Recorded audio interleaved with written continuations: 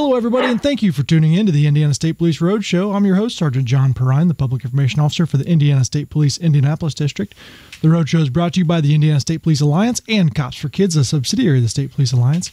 For more information about our sponsor, you can visit them at www.indianasfinest.com. I want to thank Eddie for getting us on the radio, pushing the buttons here at MS Communications, WIBC, everybody for letting us use a studio here.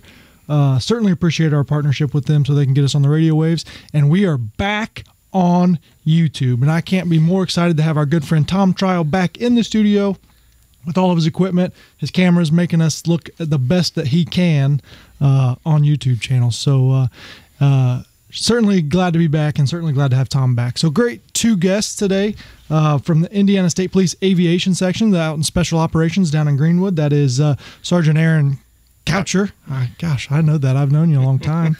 Sergeant Aaron Coucher, he's a pilot for the Indiana State Police. And, Mike Taylor, Sergeant. Sorry? I'm just a senior trooper. Oh, I'm sorry. Senior Trooper Mike Taylor. I should know that, too. He is also one of what we call the TFOs out there at the hangar. So the floor is all yours. Let's talk about the State Police Aviation section because it's come a long way in recent years. We've built from one old helicopter that we had about 10 years ago to a pretty nice fleet. Right. We had a Bell 206 Long Ranger. It was a 1983 model that got refurbished roughly about 2016. New paint job, new avionics, camera system, spotlight. That was our primary helicopter for quite a long time. It was just the only helicopter for a long time. We had two other airplanes. One was at one time stationed up north in Rensselaer, and it's now back here in Greenwood with us, along with our Cessna 182. So the 172 and a 182 are our only two fixed-wing aircraft. And then 2017, an order was put in for a Bell 407 helicopter, bigger model, faster, smoother, a lot of fun to fly. Yeah. We took delivery of that in 2018, and it's our primary workhorse. And we also have a second Bell 407 that's our transportation model and used for strictly just for transportation only. Okay. So we have 3 helicopters and 2 airplanes now. So we've added a few over the years. Very, very cool. And you know, one thing that I think is really interesting is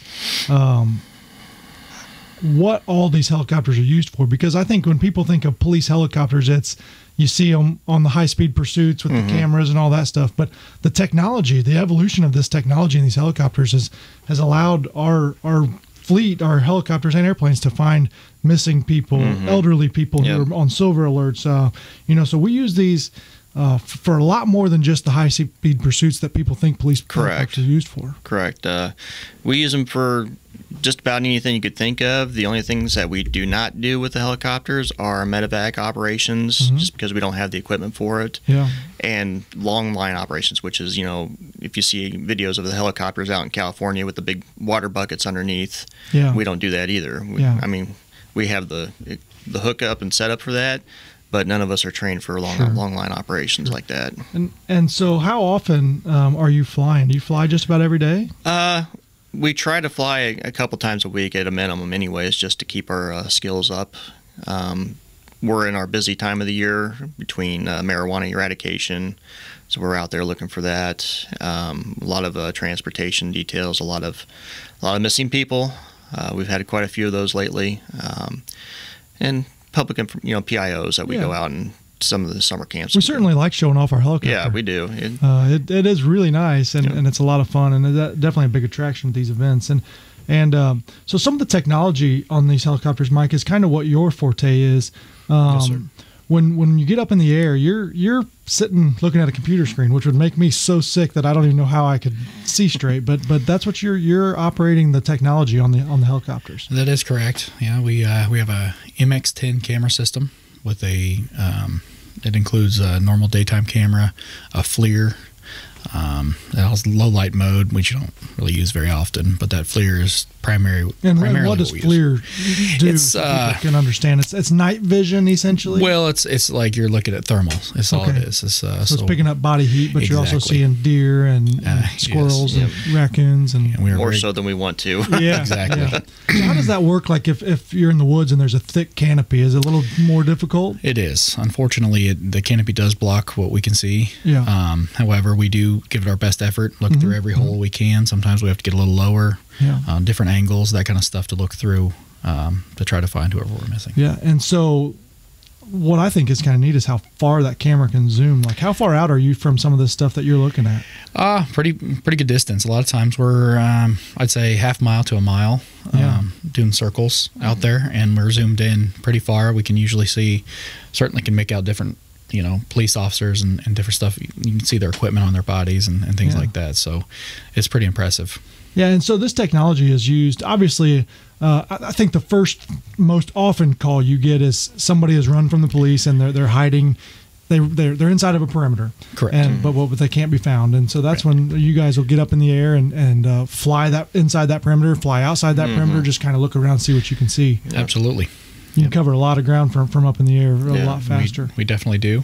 One thing that I find interesting, Aaron, is the response time, because I know the superintendent made it a priority that essentially he wants that helicopter to be available to any police agency in the state of Indiana in a certain amount of time. And so I think I remember, correct me if I'm wrong, 1 hour from phone call, you can be anywhere in the state of Indiana. Roughly, yeah. Yeah. It depends on some little factors such as if we're flying into the wind, that could slow us down a little bit. When the wind's behind us, it'll be less than an hour. Yeah. How long does it take you to get off the ground from that phone call? If we're at the hangar, we could be off the ground within 10 minutes. Yeah, that's pretty cool. Yeah. And so we don't staff the hangar 24/7, but pretty close, right? Correct. We have somebody at the hangar from roughly 7 a.m. to midnight, and then we're on call between midnight and 7 a.m. Yeah. And so, and then same with TFOs, right? We got TFOs available. Yeah, from 7 If the helicopter's in the air, there's typically a TFO on board. Correct. Yeah. Yeah, I mean, just such neat things. And so I want you guys, and I know you weren't specifically involved, but just over the July 4th holiday, I know the superintendent has always said that if one life can be saved with any of our aviation equipment, it's money well spent, right? I mean, you cannot put a dollar value on saving a life, and that's exactly potentially what happened on July 4th.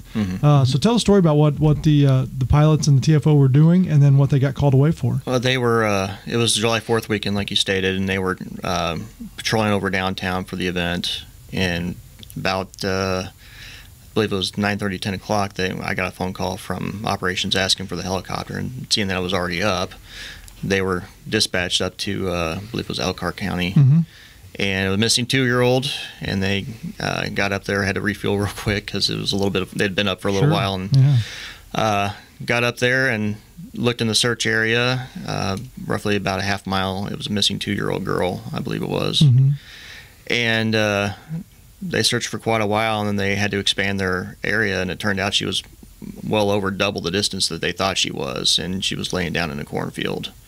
And they were at such a right angle and the corn wasn't up so high, they were able to see her. And they had to direct the ground crews into her from that point. And so the incredible part about that is she was outside the perimeter, and she had made it further than they ever thought she could. And so when we talk about a perimeter, essentially when you have an area that you think somebody is, we set up a circle or a square around that area so that we can watch and hopefully contain that person. But this young girl had made it further than they expected. So. Gosh, hard telling without our helicopter how long it would have taken to find her. Yeah, because it was dark, right? Yeah, I mean, it was the middle of the night. It was middle of the night. Yeah. And kids can walk pretty far, pretty quick. It seems like we had one where it was over in Danville, and this kid made it all the way to Plainfield from Danville. Unbelievable! In less than 3 hours. So he was outside the zone before we even got there. Yeah, and I remember a story about when we first got the helicopter. Within a few weeks, they had found a silver alert, a missing elderly male who was actually lying in a ditch. Yes, that was. He was maybe 200 yards south of his house. Yeah. Down an embankment, they were into the field, and they couldn't see from the roadway. and they arrive within 5 minutes, and yep, there he is right there. Yeah, yeah. And Certainly amazing. How fast does a helicopter fly? How fast can you go? Like I said, it depends on the wind. Yeah. But our average with the 507 that we use for patrol, it'll go roughly about 118 knots, which is about 122 miles an hour. Okay. The governor's helicopter, or the civilian one model we use, it goes a little bit faster because it's lighter and doesn't have all the equipment hanging off of it. Okay. And Mike, talk about some of the ways that we use our fixed wing for like interstate patrols, because I've seen and been a part of some of those patrols where we utilize the fixed wing airplanes to patrol our interstates. Yeah, we definitely do that. We do line patrols as far as for speed control. There's a known distance painted on the highways, and we basically fly in circles above that section of the highway. Generally have 3 or 4 guys waiting on an exit ramp, and then we just use a stopwatch that's designed for that distance, and tells us the speed and distance they've covered in the seconds. Yeah. So we radio that down to the units on the ground, and they go get them. And you know, it's a creative way because of the technology that's out there. Is oftentimes people use radar detectors or LiDAR detectors, or you know, sometimes we do this in areas where there's just not a good place for a police officer to sit and clock cars. Right. But it's all in the name of safety, and people think, oh, you're being sneaky or revenue or whatever it is, but it's certainly a goal to get people to slow down, because if people think that airplane is out patrolling, it generates that voluntary compliance, and that's what we're looking for. Absolutely. And so talk about a little bit more too. I know that historically our aircraft have been used for marijuana eradication, where they fly over this time of year. Sometimes people have marijuana grow operations and deep in the forests or in the middle of cornfields and things like that that can only be seen from the air. And talk about some things you've done with that. Generally, we'll go out a couple times a week during certain hours, and, go through the areas, and we aren't seeing near as what we used to in the past. Like I said, technology's changed for us, but it's also changed for others. So they're not generally outside as much as we used to see. Mostly we're starting to see stuff more in backyards than we are in cornfields and in deep wooded areas. And I'll tell you, I know that some of the troopers we've had are unbelievable spotters when it comes to that. I've been on the ground before where they call you to a house and they say there's one plant in the backyard of that house. It's like, how'd you see that? Oh, we were just flying over. They fly. I don't know if they have a particular wavelength in their eyesight that they can see that color more than as far as what I can. I look down and I don't see anything. But they're really, really good at spotting that. Yeah. So down at our hangar in Greenwood, obviously all of our aircraft are there, but also houses our other special operations, some SWAT equipment, the motorcycle patrols, and so it's really kind of become a hub of special operations. So what's day to day down there is just maintaining the equipment and being ready to go. Pretty much it is, and we're pretty much constantly make sure the aircraft is clean, everything's running just fine, everything's ready to go when a call does come in. Other than that, we're just trying to stay busy, keep the facilities clean. And how many pilots do we have? We have 5 pilots right now. 5 pilots and 2 full-time TFOs, right? That is correct. Yourself and Master Trooper McKeeman. Correct.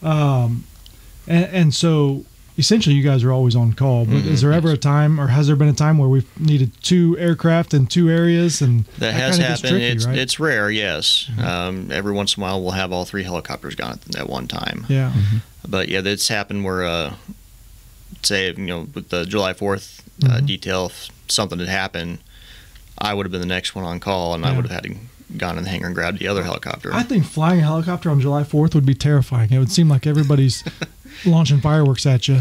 Well, try to stay away from the big cities because those are the ones that go really high. Once you're out in the outlying area, you can pretty much fly over anything there. We've only got a minute left, but one thing I just thought of, and I've been a part of some of these helicopter searches from the ground side, is sometimes the civilians on the ground will think, hey, I've got a drone, and I see they're looking for somebody. I'm going to go ahead and launch my drone too to help look. But that could be devastating if you collide with the drone in the air. Very much so, especially if it hits the rotor or it goes into the inlet for the engine or anything like that.